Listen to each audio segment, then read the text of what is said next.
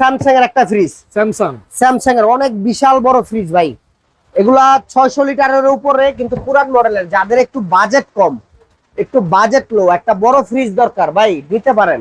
এই যে চলতেছে ফ্রিজটা, দেখেন ভিতরে কি ক্লিন, মানে ওরে ভাই ঠান্ডার পারফরম্যান্স তো ভাই হাত দিলাম। অনেক বিশ্বাস করেন আমি চাপাবাজি করতেছি না ভাই, আপনি দেখেন, আপনি হাত দিয়ে আইসা দেখেন। আপনারা নিজেরা যারা ঢাকার ভিতরে আছেন অবশ্যই আইসা দেখবেন এই ফ্রিজগুলা। যদি আপনাদের পছন্দ হয় নিবেন, না হলে নেওয়ার দরকার নাই ভাই। হ্যাঁ, দাম বলেন। এটা দিব আজকে একবারে লক প্রাইস ভাই, লক প্রাইস 17,000 টাকা। 17,000?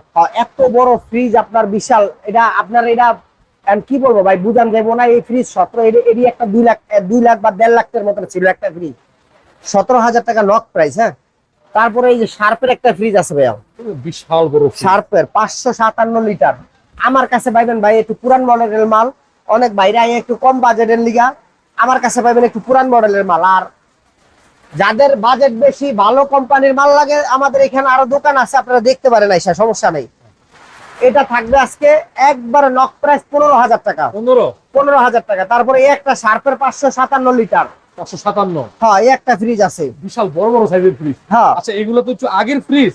হ্যাঁ, এগুলো নিয়ে তুমি মোটামুটি চালাতে পারো, ঠান্ডা মান্ডা ওকে তো ভাই। 100 ভাই, চালাইতে না পারলে মানুষ তো মাল নিতে আসে, অবশ্যই চালাইতে পারবো। এই ফ্রিজটা আজকে দিব 14,000 টাকা লক প্রাইস। 14,000? 14,000 টাকা।